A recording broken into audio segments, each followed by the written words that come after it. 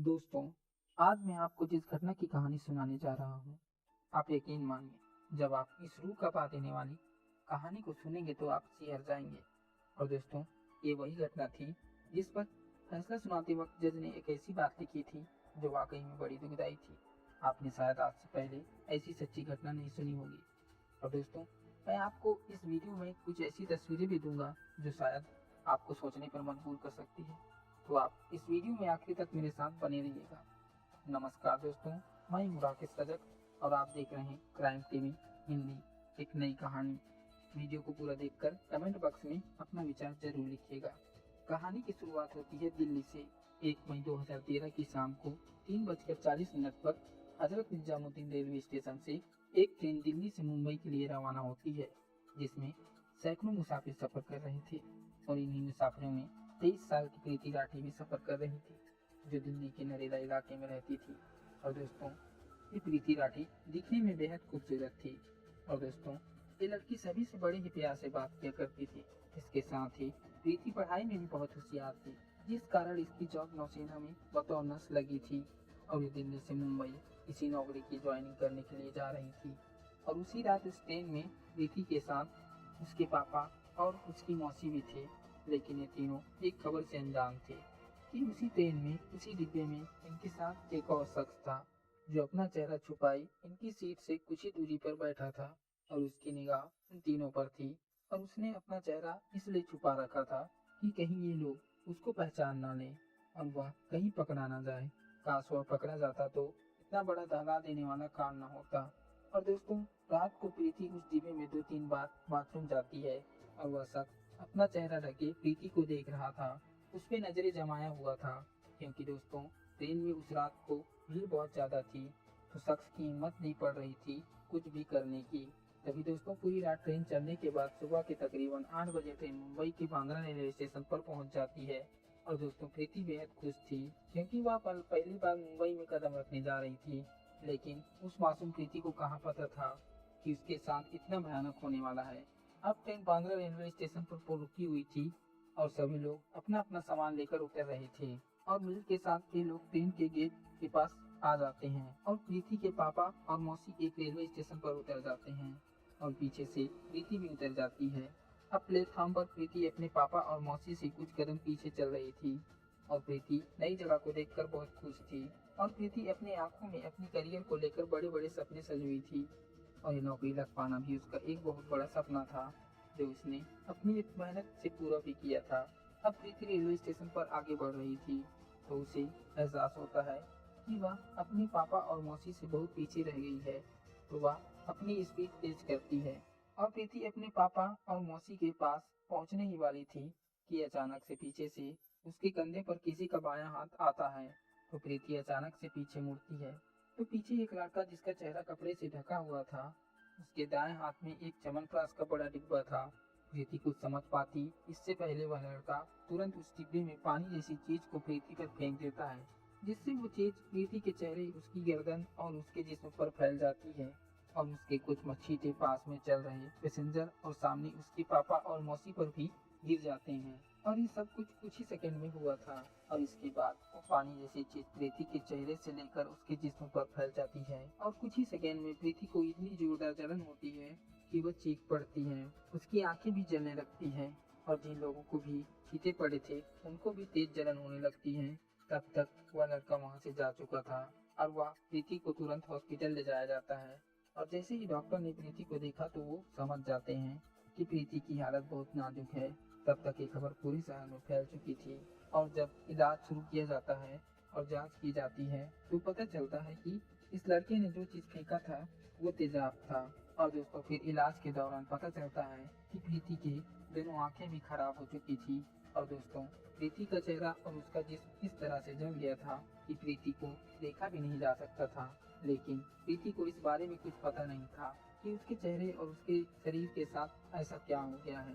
वह बार बार डॉक्टर से पूछ रही थी, मुझे क्या हुआ है और मेरी आंखें क्यों नहीं खुल रही हैं।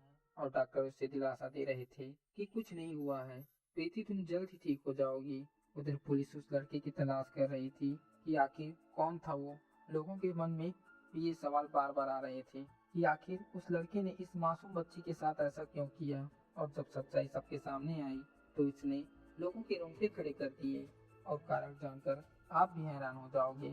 इसके बाद हॉस्पिटल में प्रीति से पूछा जाता है कि आखिर वह लड़का कौन था। तो प्रीति लड़खड़ाती सी आवाज में कहती है, मैं उसे सही से देख नहीं पाई थी कि वह कौन था। इसके बाद प्रीति की तबीयत और खराब होने लगती है। वह दर्द से तड़प रही थी। उसके अंदरूनी अंग डैमेज हो चुके थे जो धीरे धीरे काम करना बंद कर रहे थे। और इसके बाद प्रीति को मुंबई में 3 अलग अलग हॉस्पिटल में ले जाया जाता है और ये खबर आग की तरह अखबारों और मीडिया में फैल चुकी थी। अब प्रीति को भी एहसास हो गया था कि उसके साथ क्या हुआ था, लेकिन दोस्तों उसे अब भी ये पता नहीं था कि वह कैसी दिख रही थी, उसके चेहरे और जिस्म का क्या हाल हो गया था। प्रीति बस बार बार एक ही बात कहे जा रही थी कि आखिर मैंने किसी का क्या बिगाड़ा है। और एक दिन जब प्रीति से बिल्कुल भी नहीं बोला जा रहा था तो उसने अपने पापा से इशारों में कागज पेन मंगाती है। अब आप सामने जो पेज देख रहे हैं ये प्रीति के लिखे हुए पेज थे जिसमें प्रीति ने लिखा था, मैं अपनी मौसी के पीछे पीछे चल रही थी, तभी किसी ने मुझ पर कुछ फेंका तो मुझे जलन महसूस हुई। मैं उसे देख नहीं पाई कि वह गोरा था या काला। मैं तड़प रही थी। मौसी मेरे साथ ना होती तो मैं मर जाती। और मैंने इस नौकरी के लिए बहुत तैयारी की थी, लेकिन शायद ये नौकरी अब चली गई। मेरी आंखें नहीं खुल रही हैं। मेरे चेहरे से ये प्लास्टर कब हटेगा। मुझे अपनी बहन, भाई, तन्नू और निकी की सिक्योरिटी करवानी है। इसके बाद आखिरी में प्रीति रोती हुई लिखती है कि आखिर मैंने किसी का क्या बिगाड़ा था। और इसके बाद 1 महीने तक प्रीति का इलाज चलता है और आज ही 1 जून 2013 को लगभग 1 महीने तक दर्द से तड़पती प्रीति राठी की मौत हो जाती है। वह रोती हुई मासूम जिंदगी से जंग हार जाती है और यही वो मासूम थी जो नौकरी करने के लिए मुंबई आई थी, लेकिन वो नहीं जानती थी कि वापस उसकी डेड बॉडी ही जाएगी। और अब एक खबर पूरे भारत में फैल चुकी थी। प्रीति के माँ बाप के साथ हजारों लोग प्रीति को न्याय दिलाने के लिए जुट जाते हैं और अब पुलिस भी पूरे जोर शोर से शख्स को ढूंढने में लग जाती है कि आखिर कौन था वह शख्स और ऐसा क्या कारण था कि उस शख्स ने प्रीति राठी पर तेजाब फेंका। तभी दोस्तों पुलिस के अधिकारियों को प्लेटफॉर्म की एक सीसीटीवी फुटेज मिलती है जिसमें उस जगह का तो कोई व्यू नहीं था, लेकिन उससे थोड़ी दूर पर कुछ लोगों के बीच से एक बंदा निकल रहा था जिसकी चाल सबसे अलग थी। तो पुलिस को थोड़ा अटपटा लगा। पुलिस उस सीसीटीवी में दिख रहे उस बंदे की पहचान करने की कोशिश करती है, लेकिन उसका चेहरा साफ नहीं दिख रहा था क्योंकि दोस्तों उस वक्त 2013 में सीसीटीवी इतने बेहतर नहीं हुआ करते थे, तो उस वक्त उस लड़के की पहचान नहीं की जा सकी। इसके बाद ट्रेन के टीटी लोगों से भी पूछताछ की जाती है, लेकिन फिर भी कुछ पता नहीं चलता है। तभी दोस्तों कई महीने बीत चुके थे लेकिन कुछ पता नहीं चल पाया। लोगों का भी गुस्सा भड़कने लगा तो इस केस की जटिलता को देखते हुए इस केस को मुंबई क्राइम ब्रांच को सौंप दिया जाता है। अब क्राइम ब्रांच की टीम पहुंचती है दिल्ली के नरेला में प्रीति के घर और पुलिस घर की जांच करती है और आसपास से भी पूछती है, लेकिन कुछ नहीं मिलता।